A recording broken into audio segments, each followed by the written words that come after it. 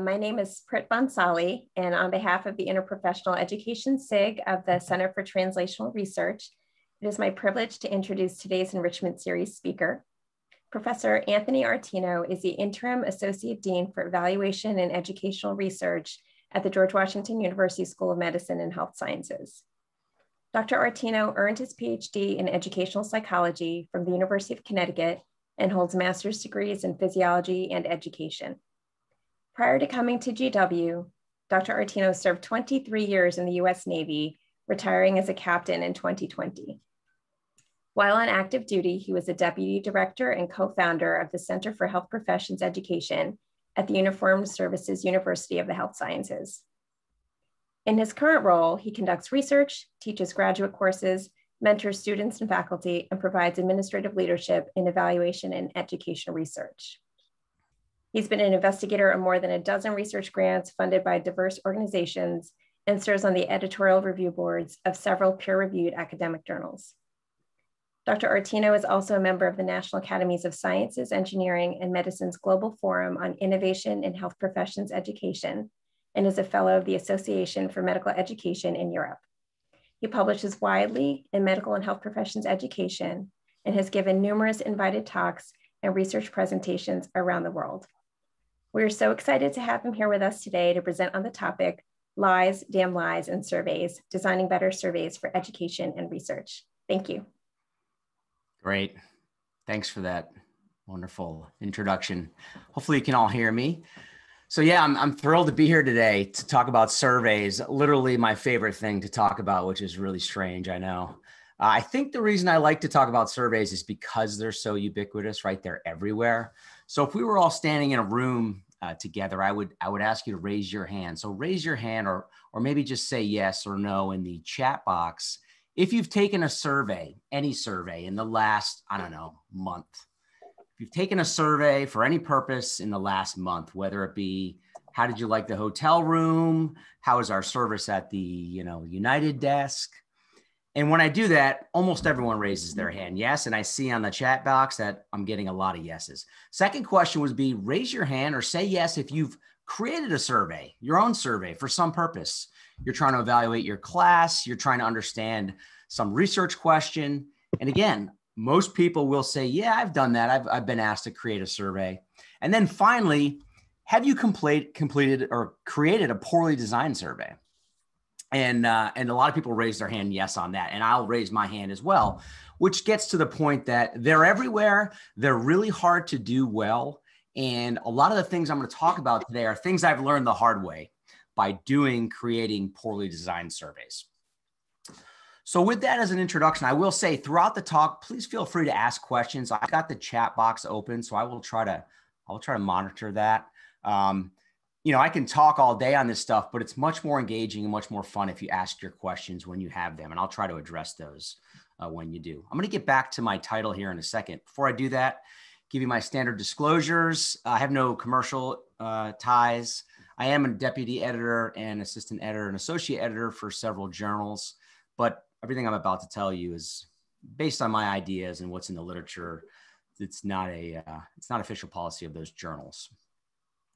Okay, so the title, somebody mentioned the title in the chat box already, comes from Mark Twain's famous quote, there are three kinds of lies, lies, damn lies, and statistics. This is something that he actually said. I think he wrote it actually, which is unusual because many of these Mark Twain quotes are not actually Mark Twain quotes. This is a real quote from Mark Twain. So what was he talking about? Well, a couple things. One is he was a writer, not a mathematician. So he was fond of words, not so much math, but more to the point, he was making the point that we can often bolster weak arguments with statistics, right? We can snow people by just throwing a bunch of statistics at them, and then we can hide the fact that, our evidence is actually pretty weak. Well, the same can be said for a survey. We often get the results of a survey. We surveyed the American population and found X, Y, or Z. But we never really dig in. Oftentimes we don't dig in and say, what was the survey question asking? Did the people completing the survey even understand what you were asking them to do? So we can snow people with data from poorly designed surveys. And we don't want to do that, right? We're scientists, we're educators. We want to get to the truth We don't want to create a survey that's going to tell lies. So hopefully by the end of this talk, I'll give you some strategies, some principles for reducing the amount of lies we tell with our surveys. So here's an example of I don't know, I'll call it a lie. Here's the headline. I'm going to give you the headline, and then we're going to dig in and see, well, what was the survey question actually asking about? Here's the headline, gun-free zones. This is a new NRA result. 80% of Americans think Congress should eliminate gun-free zones. Now, I'm not a gun enthusiast. I'm not for or against. This is just an example. So you say, all right, 80% of Americans, wow. Let's dig in. What was the question that the NRA asked Americans? Well, here's the question. They sent me their survey. The question that this stat comes from is, should Congress and the states eliminate so-called gun-free zones that leave innocent citizens defenseless against terrorists and violent criminals? Well, when stated that way, how can you say no to this question? Of course, 80% of people. I'm having trouble hearing you. Of course, 80% of people said yes to that question because of the way it's worded. It's severely biased, not well framed. So again, we're going to tell lies by just showing the results of this poorly designed survey question. Okay, so I'm an educator by training. I'm required by law to have a set of learning objectives. Here they are. I won't read them, but by the end of this talk, you're going to have a better sense for some of the principles that guide survey design, but really guide how people complete surveys. And then using that, we'll be able to figure out, okay, what can we do to write better surveys? All right, so typically I would hand you a survey and I would want to know your attitude, your opinions, how often you went to the doctor, whatever it is I'm asking you about. Today, I'm going to do something different. I'm going to assign everyone on this call an opinion, and we're all going to have the same opinion. Your opinion is that the global economy is the second most important issue in the world today. So just believe that for a second, that you believe it's the second most important issue. And now I'm going to launch a poll, and I want you to respond to the poll, knowing that the global economy is the second most important issue. So let me see if I can launch the poll. Okay, relaunch the poll. Here we go.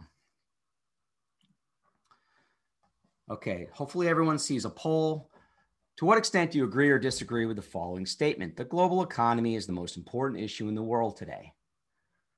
So knowing that it's the second most important issue, please respond. I'll give that a minute. Dr. Artino, I think we can see like a black box on the bottom of the screen. I don't know if that's the chat box. That's kind of blocking part of your presentation. Yeah, I was going to ask about that in the chat. How's that? Did that fix it? I think we can. I just moved the. Okay, I just moved the chat box. How about that? Now it's gone. Thank you. Okay. Yeah, it's these little pop-ups that I'm getting in the corner of my screen. Sorry about that. There's still, okay. There's still something overlying part of your slide. Okay, it might be the poll. Let's see. I'm going to end the poll. Yep. And share the results. Can you all see these results? Okay, so we all had the same opinion.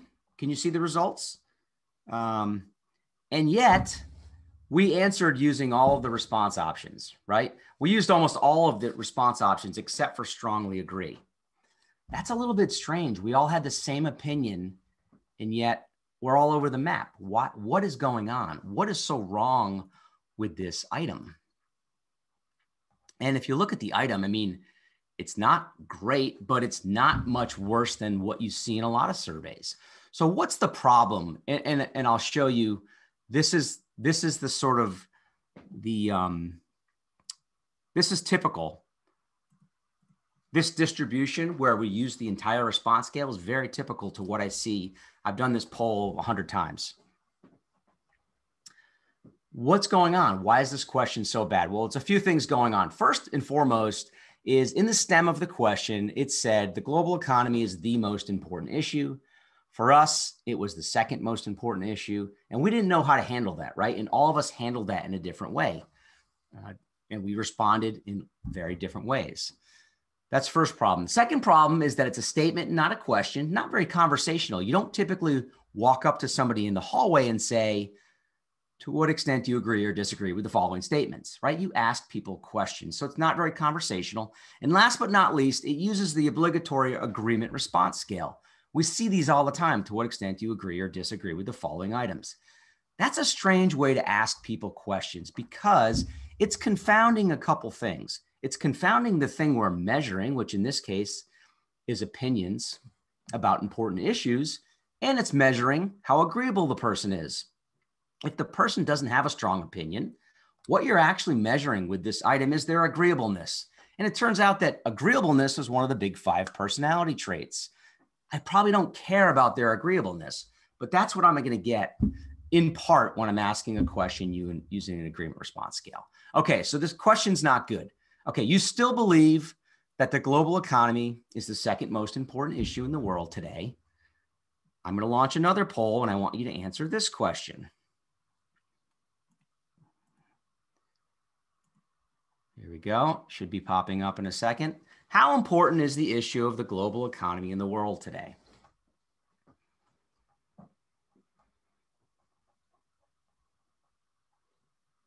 Give that a second.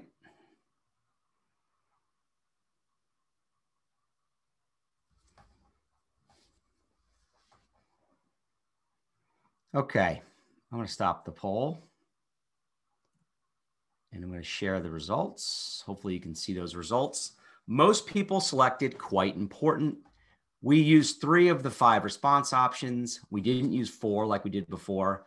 Bottom line is we got a much more precise measurement of your opinion about important topics.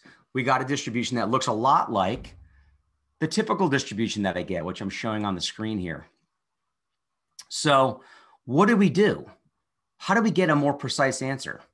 Now, we didn't get a perfect answer, right? Because this is not a tape measure. It's not a perfectly reliable measurement tool, a survey. There's some slop, but we got a more precise answer. So what do we do? Well, we took out that weird point in the continuum in the stem and we said, how important is it? And then we let you decide by moving along the response scale. Secondly, is we asked a question instead of a statement. We asked you a question. How important is this thing? And then you answered. Much more conversational. And then last but not least, we got rid of that weird agreement response scale. We're asking about important issues. And so we use what I would call a construct specific importance response scale. If we care about importance, let's use that in the scale. And that's what we did. And we got a much better answer. Okay, so that brings me to my first principle. I have 6 principles that I'm going to share with you today. Principle 1 is probably the most important. The questions shape the answers. The way you ask a question on a survey and out in the real world largely determines the answer that you get, right? If I pass you in the hallway walking quickly and I say, how you doing? And I keep walking, that's a different question than me stopping, scratching my beard and saying, how are you doing? Those are 2 different questions, even though they're the same question. Same thing on a survey, the way we ask the question largely determines the answer we get. We just saw that with the question about important topics. Largely the same question, but asked in slightly different way, and we get different answers. Okay, so with that, here's what I plan to cover.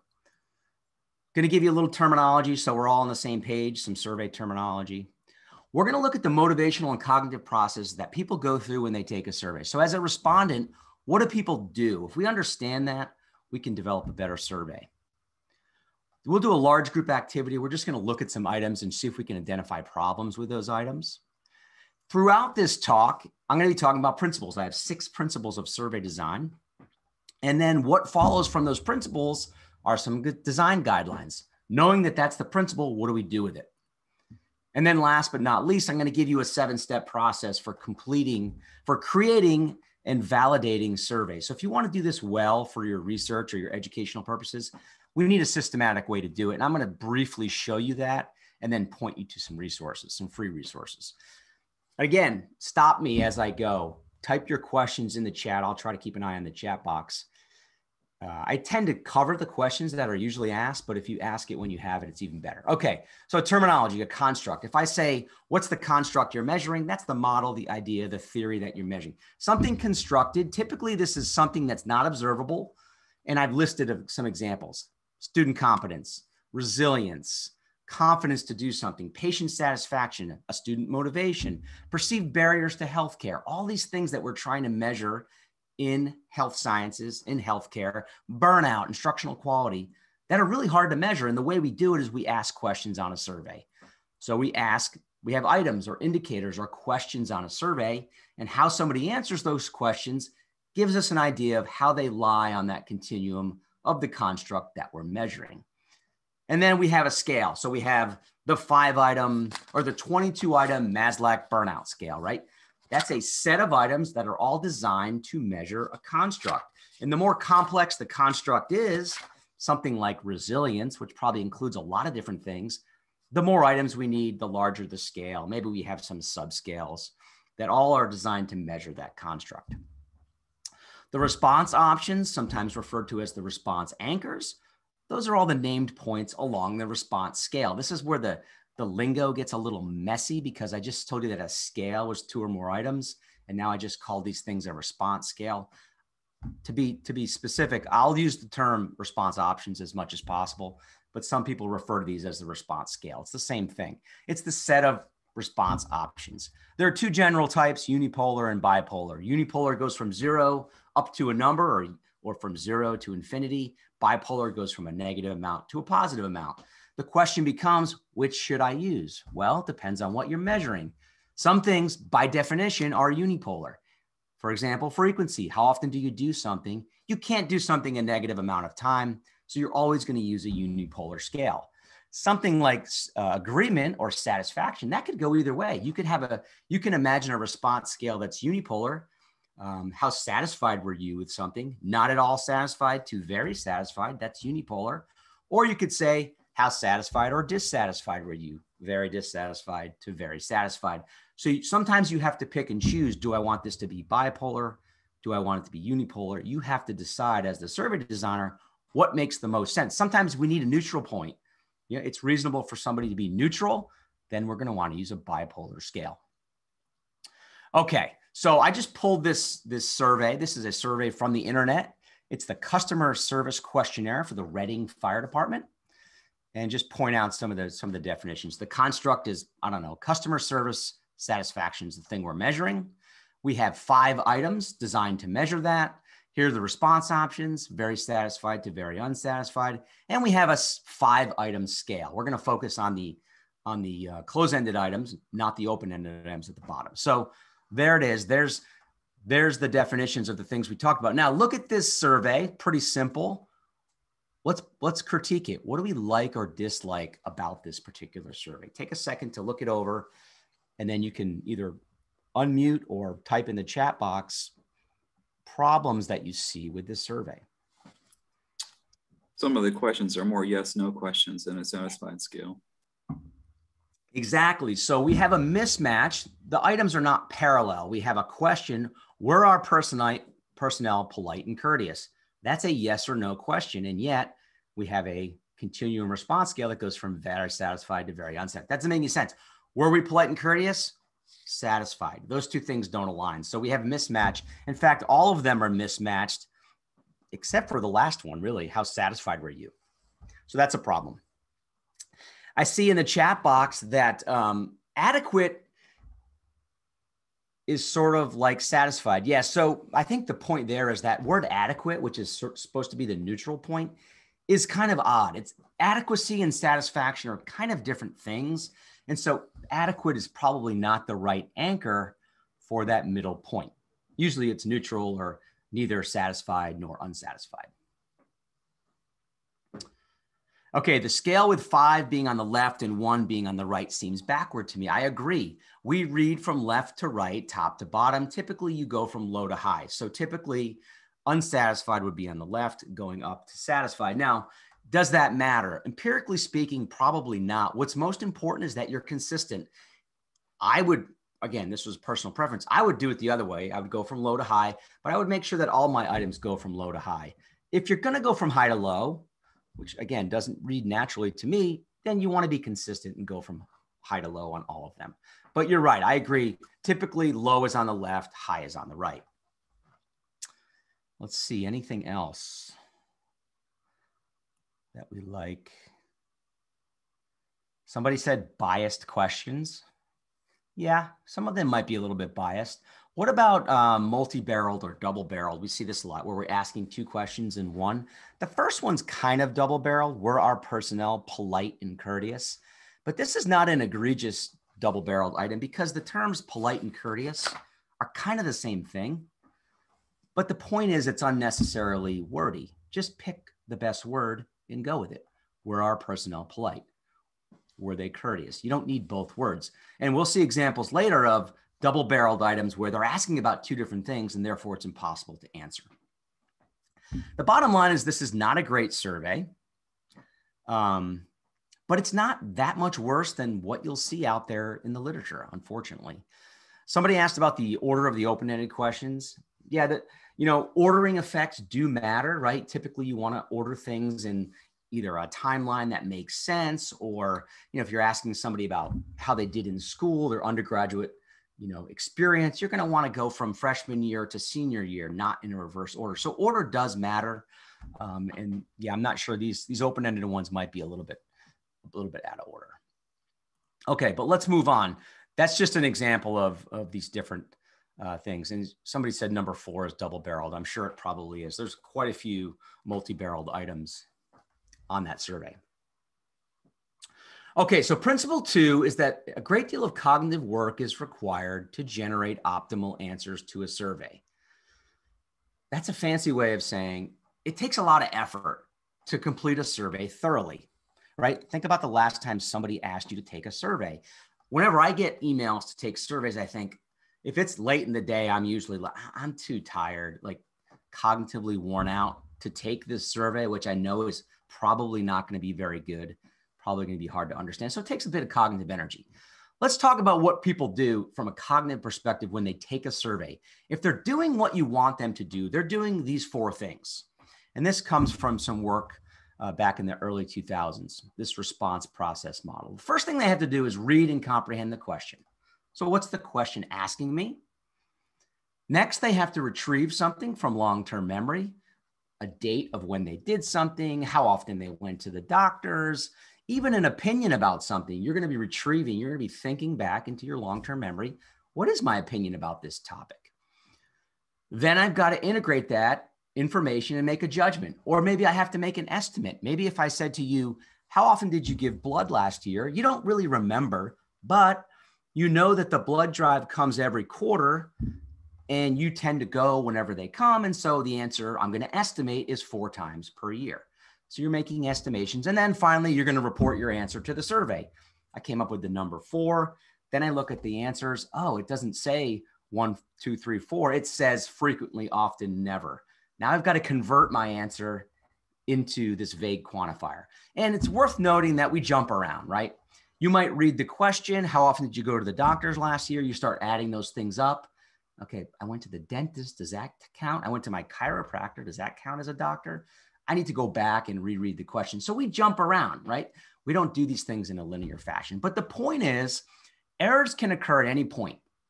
We can miscomprehend. We can not be able to retrieve the information. We can make an estimation error. We can have a problem when we try to report. Errors can occur all along the way. So let's look at some of those errors. One of the most common errors is comprehension. They read your question, they just don't know what you're asking, or they misinterpret it, or they interpret it in a way that's different than you, the survey designer, intended. Lots of different comprehension style problems. You can have lexical problems where they read the word and they don't know what it means. I'm going to give you an example of that in a minute. Semantic is, I know what all the words mean, but when you string those words together, what does it mean? So for example, if I said to you, in the last year, how often have you done something? That phrase, in the last year, I know what all those words mean, but what does that mean in the last year? I can interpret that in a lot of different ways. And I'll talk about that later. And then finally, pragmatic. What is the designer actually asking me to do? So here's a simple example. You're at dinner and your son says, can you please pass the salt, Dad? He's not asking about my salt passing capabilities. Can you, do you have the capability? No, he's asking me to pass the salt. And I know this. That's pragmatically, I'm figuring out what he's asking me to do. Survey respondents do the same thing. You ask a question and they think, okay, this is coming from the program director. What are they actually asking? This is coming from the ACGME. What are they actually asking me? And they might even go as far as to say, and what are they going to do with this information? And that could affect how they respond. Let me just give you a simple comprehension problem that can occur. Lexical. Words have interpretations and they have many interpretations, and even the same word can be interpreted a different way by the same person. So this is from a study in 2000. Have you smoked at least 100 cigarettes in your entire life? You can think about how you might answer this question. And then respondents said yes or no. And then after they said yes or no, they had a follow-up question. They said, when you answered the previous question, how did you count the cigarettes? Did you count only the ones that you finished? Did you count the ones that you finished or partially smoked? Or did you count the ones where you even just took one puff? And you can see that people interpreted smoked in 3 different ways. Now, that's a problem, right? Because how do we interpret the responses if people are interpreting the word smoked in a lot of different ways? And that's not exactly a complex question or a complex word, smoked. It's pretty simple. So we can have problems at the comprehension phase. Typically, that's where a lot of the problems happen. So what do we do with this? What are the design guidelines? Well, we're going to want to use terms that most people understand. And in medicine and health sciences, we have a lot of jargon. So we have to know our audience. Are they going to know what this word means? We should provide definitions for words and ideas that could be interpreted differently. Even a word like smoked, you might say, when we say smoked, we mean, only cigarettes that you completed or whatever you want those to be. You should be aware of ordering effects. I have examples of ordering effects. I didn't include them in here for time, but the order of questions can matter. So here's a verbal example. Let's say you had a question about quality of life. If I have a question about your marriage, what's the quality of your marriage? And I ask that question first on a survey, and then later I say, what's your quality of life? Those 2 items are going to be highly correlated because I've just primed you to think about your marriage.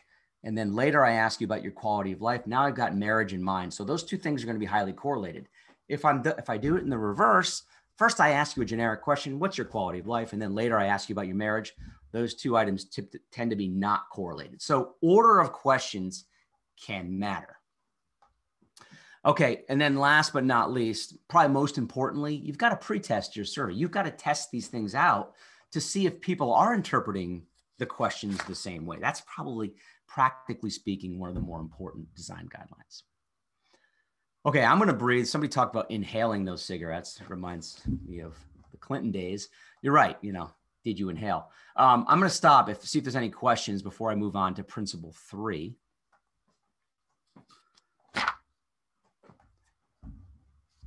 And if there aren't, I'll Tony, start. Yes. In terms of testing your survey, I'd imagine you would want to sample a small group of people who may be part of your target audience, right? Or are Yes. you trying to use people who are experts in the area in which you are trying to? I'm going to recommend that you use both. And the last portion of this is going to be talking about that very thing. So yeah, I'm going to provide some recommendations of how you test. And there are 2 generic ways. One is with experts and one is with people that look a lot like your sample. So yeah, I'm going to give you some details on that in a little bit. That's a great question. Okay, so principle 3, respondents are generally unmotivated to take your survey. You need to know this, right? When's the last time you were super psyched to complete a survey? Probably never, right? You're not psyched. You're not motivated because it's work. It takes cognitive effort. 2 types of motivation. One is the motivation to even start the survey, like you get the email, do I click on the link? There's that motivation. Then there's the motivation to be thoughtful, the motivation to go through all those cognitive activities. You want people to be motivated, but they're generally unmotivated. So let me talk about motivation. We would like our respondents to optimize. When people optimize, that means they go through those cognitive steps. They read and comprehend, they search their long-term memory, they come up with an answer, and they report it. Like they're thoughtful about that. That's optimization. Unfortunately, what people typically do, and if your survey is poorly designed, they will very much do, is they satisfice. This word satisfice is not how satisfied were you with taking my survey. It's the extent to which respondents compromise their standards to expend less energy. This is a fancy way of saying they don't put forth their full effort. We've all done this. You take a survey fully intending to do your best to give thoughtful answers. You get a couple of poorly worded questions. You get a couple of questions where you're not sure what they're asking. You're not sure how it's formatted. You don't know where to go next. You look at the little percentage done after clicking through 5 slides and it hasn't moved. You're getting demotivated. You're going to start satisficing. You're going to start giving good enough answers just to get through the darn survey. Or worse yet, you're going to quit. The motivation's done. I'm out of here. I've got real work to do. And you quit. Here's an example of satisficing that many of you have seen. This is a program director's evaluation. We asked them to complete this survey about their residents. And now you can see this program director for a particular resident has said this resident's a 3 on everything. Now, is it possible that they're a 3, that they're on par with most PGY 3s? It's possible. Is it probable? Probably not. This is a program director who's satisficing. They're trying to conserve energy. They don't have time for this survey. And oh, by the way, it's poorly designed, poorly laid out, and you're making it really easy for the program director to satisfice. Just draw 3 and draw a line. Boom, done. So this is a good example of what I would call strong satisficing. They're not really being thoughtful. They're just giving you good enough answers. So how do you know if someone's going to satisfice? This is the only math today. Satisficing is task difficulty divided by ability times motivation. Now, ability is fixed. We can't change the ability of our respondents. Fortunately, in our world, we're often dealing with high ability, highly educated people. Highly educated, high ability people, that number goes up, satisficing goes down. So that's the good news. But it's fixed. We can't change it. Task difficulty, we can change, right? That's how hard it is to get through the survey, or how easy it is. The clarity of the questions, good questions. If task difficulty goes up, satisficing goes up. Task difficulty goes down, satisficing goes down. So you want to make it easy. You want to encourage them to go through those cognitive activities. And then last but not least, motivation. When motivation goes up, satisficing goes down. But I just said, generally speaking, they're unmotivated. How can we affect motivation? Lots of ways to affect motivation. One is rewards. You can give some reward for taking your survey. What is the reward? Usually it's the reward of helping somebody out. So you can say that in your cover letter. Hey, you're going to help us out. We're doing this study. Or, you're going to help us improve the course. So you can get some rewards built in that way. You can actually give a monetary award or a gift card. That can sometimes motivate people. Not very much, but a little bit. You can reduce the cost. What's the cost of a survey? It's the time and effort. So reduce the time and effort. Shorter, all things being equal, shorter is always better when it comes to surveys. And then trust. How can you increase trust? Well, you can have the survey sent from somebody that they know. So you can get sponsorship for your survey. So it's not just coming from Joe Schmo researcher, it's coming from whomever, the dean or something like that. So, okay, now I trust that person. That's increased my motivation, decreased my satisficing.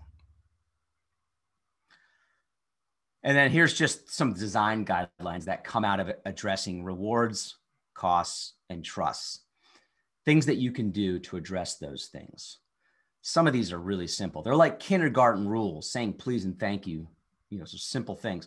Biggest thing, I circle it, all things being equal, shorter is always better when it comes to surveys. Now, yes, easy to say, but if you've ever done surveys by committee, I've been on many committees designing surveys, you always get survey creep. It always gets longer and longer and longer. And so keeping it short and sweet can be a challenge. Okay, that's motivation. Respondents are generally unmotivated. That goes to the question of how long can my survey be, which I've alluded to. That's the most common question I get in this talk is, how long can my survey be? And the question is, it depends on the motivation of your respondents. And the example I like to use is if you were giving faculty a survey about faculty compensation, and they thought that their answers to that survey could increase their pay, that could be a pretty long survey. They'd be pretty motivated to complete it. So motivation matters, and generally people are unmotivated. So that being said, it's always shorter is always better. But so yeah, how long can it be depends on the motivation. And there will be students who are motivated for certain reasons to take your survey. Okay, a survey is a conversation. This is principle 4. This is one of my favorites when you're trying to figure out, how do I write this survey question? A survey is a conversation between you and your respondents. It's a little bit of an odd conversation because you're not there to correct misunderstandings, because usually it's a self-administered survey, but it's a conversation. And when we have conversations with people, we typically follow conversational rules. Grecian Principles. This guy, Paul Grice from the 70s, was a linguist. He said, when we have conversations, we follow linguistic rules. Here they are. There's 4 of them, and they're all interrelated. The first is the maxim of quality. Quantity. We assume that people are giving us the right quantity of information.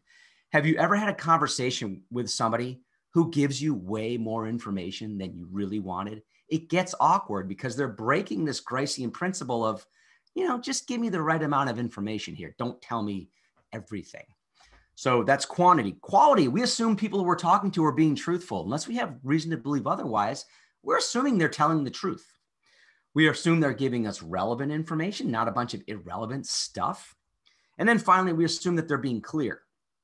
And again, those things are all interrelated. But the point is, when people break those Grecian rules, when you have a conversation with somebody who lies, who gives you a bunch of extra information, tells you a bunch of irrelevant stuff, it gets weird quickly.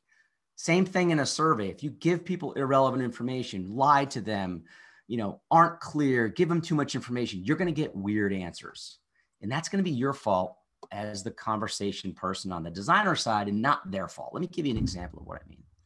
So I do a course in survey design, and I ask students, I give them a survey before the survey course, and I give them a bunch of weird questions, and I show them how their answers pan out. So I ask them this question: to what extent do you favor or oppose the university's maximally accessible materials policy to make printed materials at the school available in large print? Now, I broke a Grecian principle because no such policy exists. I made this up. So I lied to them. I broke the quality rule, right? But what do? 17 students, what do? Well, the mean score on this non-existent thing was a 5.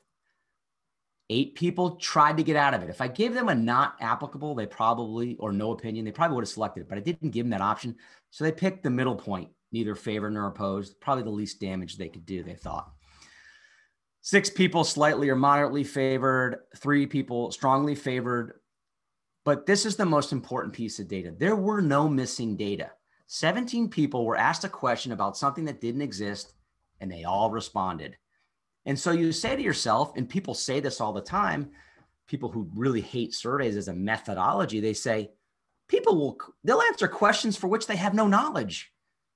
And I would say to them, you're right, they do. So don't ask them questions for which they have no knowledge, because it's a conversation. They're assuming that if you're asking the question, it's probably something they should know about. So they're going to do their due diligence and try to give you a good answer, even though they're not sure. Now, again, this is a reasonable policy, seems like a reasonable policy, even though it doesn't exist. So people are going to give you an answer. So again, that's kind of a general rule, is don't ask people on a survey things for which they have no knowledge. This is where branching questions and things like that can come in handy. Have you ever used the library? Yes or no? If no, they don't get all the questions about how much they like the library because they've never been. Things like that can be helpful. Okay, before I go on, before we look at some items, let me stop there. Those 4 principles. Any comments, questions, concerns, things that you've seen that you're not sure about, or things I can clarify? Yeah, I had a question. This isn't specific to one of the principles, but one of the examples had a question about comparing a resident to other PGY3s. Curious about your thought on just that kind of question where you're asking folks to compare, like specifically that example, a person to other people at their level, where that itself could be pretty subjective or variable, and if there's a better way that you would imagine asking that sort of question around a person's performance. Yeah, that's a good question. I was involved in the work where we actually used that survey. It's not a good survey. The question is, does it make sense to do comparisons like that? I think what you're attempting to do is give them a reference point. Because if you just ask somebody, how good are you? How much do you know about something? If you add a reference point, it may be hard to answer that. So it's an attempt to say, compared to your peers, how are you? Of course, that was a question asked to program directors. So yeah, I don't have a good answer to that. I'm not sure. I don't know of any empirical literature that says, yeah, don't ask comparison questions. I think, you're trying to give them a reference point, and I think that can be helpful as opposed to no reference point at all. Yeah, that's reasonable. I think that is a tough question. Thanks. Yeah. And I mean, that goes to the point, there are no perfect survey questions. Like, you're always making, there's pros and cons to different ways of doing things, and what you gain in one area, you may lose in another. So the point in that, and then that goes to why you need to pre-test. It's like, we think this is going to work. Let's pre-test it and see if people that we ask these questions understand what we're asking, because that's important, right? Somebody asked, you suggested reducing the request for personal information. What about demographic information, which is very important to collect? Yes, demographic information is important for a lot, especially if you're doing research. It's considered sensitive data, right? And actually, the survey design recommendation is to include demographics last, to not come right out of the gate and start asking people their sex and their age and all those things. Those are sensitive questions. You want to typically put those things towards the end of a survey. It's like get to know the person first before you ask them these personal questions, like how much money do you make, right? So I think you should reduce those as much as possible, because again, they are considered sensitive. Where you put them matters, and at the end of the survey is usually the recommendation, because you're having a conversation. And if you were to have a conversation with somebody, the first thing you would ask them shouldn't be, hi, nice to meet you. How much money do you make? Or how do you identify your gender? Or those kind of things. Like, you would want to get to know the person before you ask those questions. So yes, they are important. They should be asked if they're needed, especially if you're doing research, but they should be included at the end of the survey. Okay, let's look at, if you have more questions, please ask, but let's look at a couple of potentially problematic items. These are things that you see all the time. So I'm just going to give you some examples. Before I do that, just in my field, I study health professions education, medical education. In that field, here are some of the more popular journals. We did a study in 2013 looking at academic medicine, medical education, and advances, the 3 top journals in the field. 52% of the original research articles in those 3 journals used a survey as part of the methodology, some part, not all of it. That's a big number. Almost half of the research is using surveys. So, and I can tell you, because I'm on the board of many of these journals, most of those surveys are not good. And you should know that just because a survey has been published does not mean it's high quality. There are plenty of poorly designed surveys out there. And then in JGME, where I'm a deputy editor, about 44%. So they're out there, and not just medical education, epidemiology, I think even clinical research and translational. We use surveys a lot because we have to ask people about their opinions and the things that they do. So we want to make sure they're done well. So here's a question. This is for, we do a lot of surveys in the medical school, right? How effective was the didactic and bedside instruction? Seems like a reasonable question to ask a student. What do we think? Yeah, double barrel. These are so easy to identify, but they're also so easy to write. Like, if I sat down to generate a bunch of survey items, by default, I would create a bunch of these double barreled items, because it's just often how we talk. We try to string into a sentence multiple things to be more efficient. Yeah, what if one was good and one was bad? What if I really liked the didactic, but the bedside was no good? How would I answer that question? Well, there are different tactics that respondents use. Some might think about the best part and rate that. Some might think about the worst and rate that. And some might think about both and average the two. But as the survey designer collecting those data, you have no idea what they did. All you have is their answer. And it can be meaningless when you've got a double-barreled question like this, which is clearly asking about 2 different things. Simple fix, break it up. It's 2 different things. Well, that's simple, but now I just doubled the length of my survey. If every item was double-barreled, now it's twice as long. So sometimes you have to make hard decisions. You have to pick the one you care most about. Maybe you've been doing this a while. You know the didactic works, but the bedside is a new addition, so we want to ask about that. So it's really a sampling issue. Just like you don't ask everything on a test, you have to sample. Same thing. You have to sample the things you care about. Which things do I really care about? And in that study that I talked about that we did in 2013, we published it in 2018. The data were a little old, but 65% of all the surveys we looked at least one double-barreled items. And then if we looked across the survey, so we used the survey items as the unit of analysis, there was 591 items, 17% barreled. So a large portion of the surveys that are out there on the street just have these double-barreled items that are not very good. Double or multi-barreled. Sometimes it's many, many barrels. And, you know, I was in the airport before COVID, and this is at the United checkout. How was your check-in experience? Or was your check-in experience friendly and helpful? Well, she was really friendly at the desk, but she didn't help me, you know, so double-barreled. Now, did I get hung up on this? No, I pressed the little happy face or the sad face and I walked away. It wasn't a big deal, but just to show you that these double-barreled items are everywhere. Best practice, ask one question at a time. Okay, how about this one? In an average week, how often are you unable to start rounds on time? What do we like? And it goes from rarely to often. What do you like or dislike about this particular item?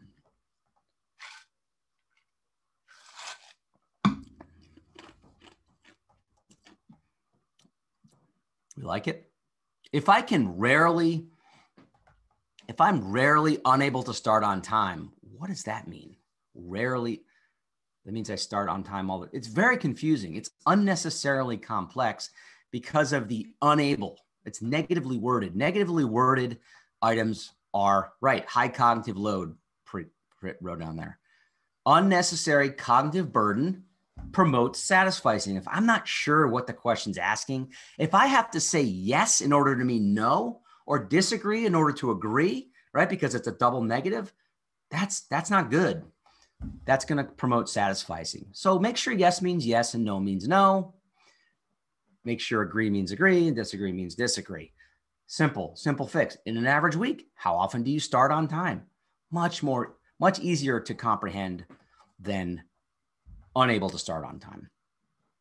So the best practice is to use positive language.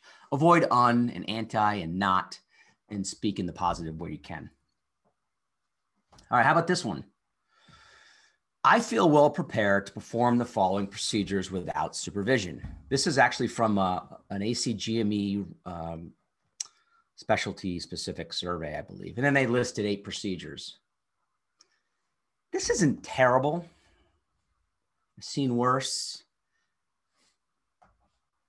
The thing that, and this is one of my particular things, and there's not a lot of great empirical evidence, but it's not conversational, is the use of the agreement response scales. Right? We said that agreement response scales aren't great.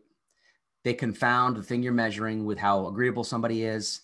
And when people don't really have a strong opinion or they're not sure, they're just going to agree just to sort of acquiesce. So they should be avoided where possible. Now, I've done surveys and I've used agreement response scales. So in some ways I'm a hypocrite, but I'm just saying there are better ways to ask questions than to use agreement response scales. And so I would ask this in this way instead: how well prepared are you to perform the following procedures without supervision? Not at all well prepared, very well prepared. You know, if we're asking about preparedness, why not use the word prepared in the response scale? All right, I'm running out of time, so I'm going to move along. And yeah, we find a lot of these agreement response scales. I'm going to click through these so I can get to the point about pre-testing. Here we go. So principle 5 is you never know how your survey is going to function until you pre-test it. Practically speaking, this is the most important advice I can give you. You got to pre-test your survey. So the question is, how do you do that? Well, there's 2 generic ways: expert reviews and cognitive interviews. Expert reviews, you get a bunch of experts and you ask them, how does my survey look? That's generally what's been done. You can do it more systematically, but you can think about experts in 2 different ways. Content experts. So I'm doing a study to measure self-efficacy among medical students. There are people that study self-efficacy. I could find those experts and have them look at my items. Those are content experts. I could find people who do surveys like me and say, I know you don't know anything about self-efficacy, but I know you know something about surveys. Can you look at my survey and tell me if it looks okay? Is it laid out right? Are there no double-barreled items? That kind of stuff. And you have them go through. It's a handful of people you ask to do this. These are typically qualitative, small sample size methods. You ask 10 people, 10 experts to look at your survey. This is the kind of feedback you get on an expert review. This is from a survey we did about questionable research practices. The person said, I'm not sure the typical respondent will know what this means. Perhaps you should give an example in parentheses. This was good advice. This was an international survey, and he was making the point that some people won't know what that word means. I forget what the word was. Okay, that's an expert review. By the way, there's some anecdotal evidence that expert review is really important. I'm hoping that I'm hoping that somebody on this call speaks Welsh, because this is Welsh on the bottom. And presumably the Welsh words on the bottom are a repeat of the English words on the top. No entry for heavy goods vehicles, residential site only. However, you take those Welsh words and put them into Google Translate, what that actually says is, I am not in the office at the moment, send any work to be translated. So the sign designers sent the translation to their translator and got the out of office message and assumed it was the translation. They printed it on a sign and cemented it into the ground. It's a funny example, but it goes to the point of anytime you're going to translate, you should double translate, right? You translate it and then you translate it back and you make sure those things match. This cracks me up. Okay, cognitive interviewing. So this is probably, if you did nothing else, you would want to do this. This is where you're not talking to experts, you're talking to people that look like your sample of interest. So I'm doing medical, like I do a lot of stuff with medical students. I might get a small sample of medical students. Again, it's a qualitative approach. You interview medical students, you have them take your survey, and there's different ways to do this. You can do a think aloud, you can do probing. There are many methods for this, but essentially you have them go through your survey and you find out what works and what doesn't. So here's an example from the NIH. They had this question: in the last year, have you been bothered by pain in the abdomen? Looking at this item, do you foresee any problems? Like what could people get wrong about or get confused about? Somebody says they actually enjoy my pain. Good point. Bothered by pain. What does that mean? Bothered by pain. That's a little bit strange. I don't think that's what they mean. So that's one point, the pain issue, the bothered by pain. Anything else you like or dislike? It's yes or no. That's okay. You can have a yes or no question. These are civilians though. These are non-medical people. Are they going to know what an abdomen is? Yeah, most people know what the abdomen is, but not everyone. You'd be surprised. And then that first piece I mentioned earlier is, in the last year, what does that actually mean? I can think of 3 ways to interpret in the last year. In the last calendar year, 2020, within the last year, so January 1st until now, or the last 365 days, which is what I actually meant. So yes, so what period are you thinking about? That's semantic comprehension. What does bothered by mean? So this is funny. They did a cognitive interview with this question. They interviewed a Marine infantryman, retired, and they asked the person, hey, you said no. Why did you circle no? Did you have pain? He said, oh yeah, it hurt like hell, but I didn't let it bother me because I was a Marine. So, right, bothered by pain probably isn't what they really cared about there. And then where's the abdomen? They did cognitive interviews and they gave people a diagram. They said, point to your abdomen. And there was all kinds of crazy places where people pointed. So they fixed the item. They learned a lot by doing cognitive interviews. This is the new and improved item. Still not perfect. There are no perfect survey items, but this is what they came up with. Please look at the diagram. During the past 12 months, have you had pain in this area? The area shaded on the diagram. Now, the whole thing looks shaded. That's because this is a copy of a copy of a copy. In the original, everything was white except for the abdomen area. One more thing about cognitive interview. Here's another example from an NIH study. This was about lead paint. They had this question: inside your home, are there any walls that have peeling paint? They did this cognitive interview over the phone. And the person they interviewed said, no, not on the walls. And the cognitive interview, who was very savvy, said, oh, was there any paint that was peeling? Because we care about lead paint, not whether it was the walls. And the person said, yeah, on the window frame. Aha, there's something wrong with this question. We care about peeling paint, not paint on the walls, right? So the point here is that with a cognitive interview, oftentimes you have anticipated problems. You have questions where you're like, I'm not sure if they're going to understand what this means. So you kind of go in there and you're going to verify whether that's true. And then sometimes you have things that you think are perfectly fine, and then you discover that, oh, they don't work. So it's both verification and discovery, really effective approach. So the design guideline, always pre-test your survey. And my last principle, because I'm running out of time, is good decisions cannot be made from bad surveys. we're typically trying to make a decision. What's the decision? I don't know. We're assessing residents and we want to know if they perceive that they're ready for independent practice. That's a decision. We're surveying about our course and we want to know, do the students think it's any good, so we can make a decision about what changes to make. We're using a survey for research and we want to know, is the hypothesis correct or not? True or not? You know, so we're always trying to make a decision. We can't make a decision if the survey is poorly designed. Okay, this is just 2 shameless plugs for my own work. So this is the 7-step design process I mentioned. We've laid this out in an AMY guide. AMY is the Association of Medical Educators in Europe, Medical Education in Europe. They have these AMY guides. They're fantastic. This one I particularly like, but it's freely available. If you put your phone on that little QR code, it'll take you to the web page. I'll provide these slides to everyone later, and you can get this for free. It walks through a 7-step process. If you want to do this systematically, how can we do it to make sure we get a good product at the end?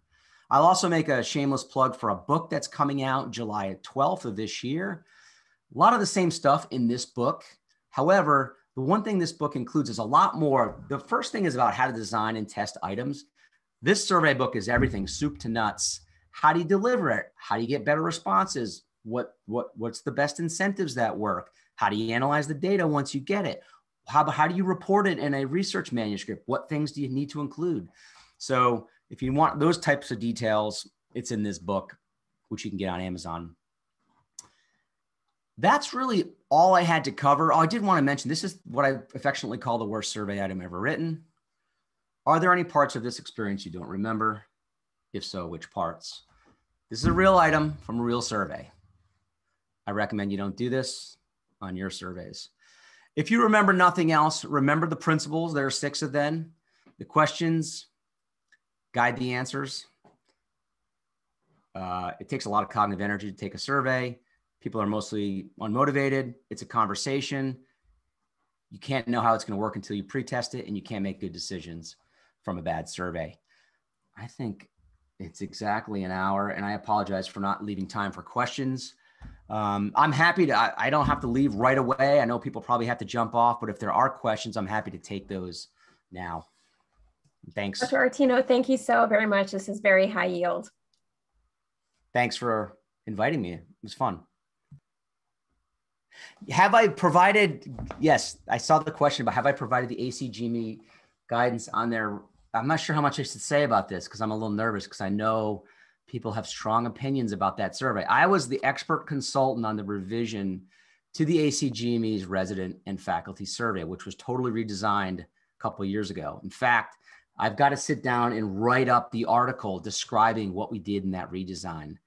I think we improved it greatly. It is by far not a perfect survey. It's much better than it was. It still has issues. This is a case of surveys by committee. Imagine the committee at the ACGME that's involved with that survey. Difficult to design a good survey by committee, but we made a bunch of changes. We did a ton of cognitive interviews, a bunch of pilot testing. We think we have a better product. It's going to be an iterative thing where we continue to improve it. But yeah, I was intimately involved in that survey. And I know a lot of people have strong opinions. The biggest problem I see with the ACGME survey is not the survey itself, which has issues. It's the way the survey is used, right? That's what validity is all about. How are you going to use the results on this survey to make a decision? And that's something that I have nothing to do with. That's the ACGME. What do they do with the responses? And are the decisions that they make based on the survey valid? Are they legitimate? And you can debate. We could have a long debate about that. And I think that's really the bigger issue with that survey personally. Any other questions? Do we have to drop off? I mean, people can run as they need to. Nope, we have the floor for now. Okay. I have a question actually. Sure. Do you have a recommendation as to whether when using Likert scales, whether to use a 5 response versus a 4 response? Yes, I have some advice. You might not like it. That's the second most common question. The first most common is how long can my survey be? The second most is 5 or 6 or odd or even. So what's the issue there? Well, typically what I get is, well, I don't want to give them a middle point because I want them to choose a side. Usually you're thinking about like a bipolar scale. Like I don't want everyone to select neutral. So I want to go 6 point. So I force them to choose. And that's fine. The question between odd and even is, Does it make sense that there's a middle point? And if it does make sense, then you should give people an option. If it doesn't make sense or it doesn't matter, the choice between odd or even doesn't really matter empirically. You don't get higher reliabilities with odd versus even. It's really more about the scale length that's important. Your scale should be at least 5 to 7 points. Odd or even is really more of a personal choice. People spend a lot of time agonizing over it. Empirically, it doesn't matter a whole lot. So it really should be you as the designer deciding what makes the most sense, and do I need a middle point? Are respondents going to get upset if they don't have a middle point? Typically the answer to that is no, and if you want to go even because you want to choose a side, that's fine too. Oftentimes we report these things out as means. And so even if you have them pick a side, you could still have a mean right in the middle, right? So it doesn't often solve the problem that people are trying to solve by making it even versus odd. Thank you.